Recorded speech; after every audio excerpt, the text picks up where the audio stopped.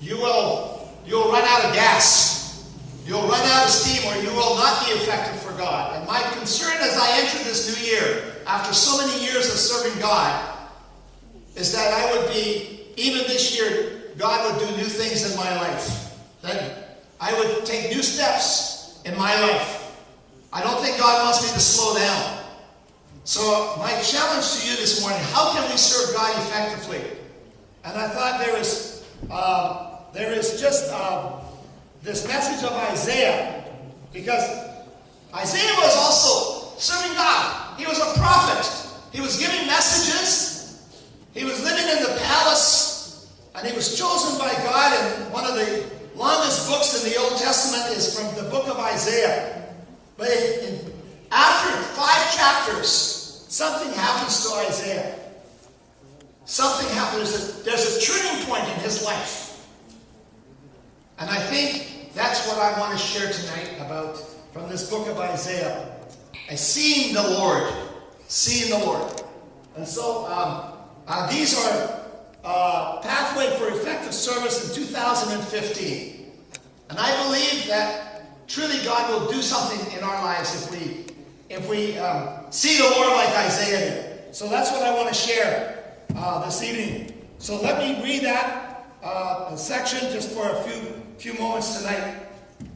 In the year that King Uzziah died, I saw the Lord seated on the throne, high and exalted, and the train of his robe filled the temple. Above him were seraphs, each with 6 wings. With 2 wings they covered their faces, with 2 they covered their feet, with 2 they were flying, and they were calling to one another, Holy, holy, holy is the Lord Almighty. The whole earth is full of his glory. At the sound of their voices, the doorposts and the thresholds shook, and the temple was filled with smoke. Woe to me, I cried. I'm ruined from a man of unclean lips, and I live among a people of unclean lips, and my eyes have seen the King, the Lord Almighty. And then one of the seraphs flew to me with a live coal in his hand, which he had taken with tongs from the altar. And with it he touched my mouth and said, See, this has touched your lips, your guilt is taken away, and your sin atoned for. And I heard the voice of the Lord saying, Whom shall I send? And who will go for us? And I said, Here am I, send me. The first picture I have, or the first slide I have, if you can turn to the next slide, is this little story of an old farmhand old farmer who's showing his new farmhand. He's showing him his farm for the first time. So this new guy is just getting employed. The old farmer is showing him around. He's showing him around to the stalls and where he's feeding the cattle and some of the machines and the baby pigs and the baby cattle. They're all so cute. And finally, he leads them to the place where his mule was kept. And as they came close to the mule reared back and kicked the new farmhand 10 feet up in the air. And as the farmhand picked himself off the ground, he shouted at the old farmer, Why didn't you tell me the mule could kick like that? And the old farmer, with his mouth full of tobacco and chewing and saying, showing is better than telling. Showing is better than telling.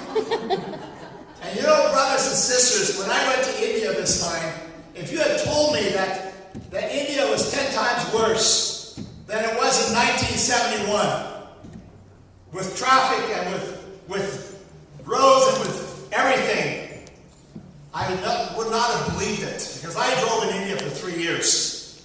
But showing is better than telling, especially when I traveled on the roads to Darjeeling and Kamloops. I thought, this is not really roads at all.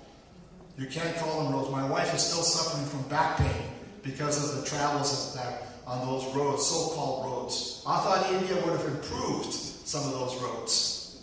I thought after 43 years, there's more traffic, there's more mess, and there's every day the power goes out, so you have to have generators. And so there's all this challenge. Yet India has the latest technology. Everybody's got their cell phones. They can send a guy into space. They got all this very smart people in India, but they have not kept up with the roads.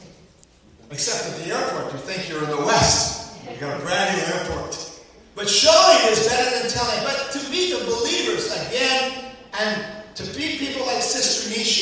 and to meet people who have spread the gospel. Some of those little places where I used to speak in Hyderabad area were just house meetings, where there was 5 or 10 people in a house. I used to go there Sunday nights and preach. Today, there's an assembly there with 1,000 people or 500 people. Large assemblies. The gospel has spread so much in South India and in Andhra Pradesh. I was, again, showing is better than telling.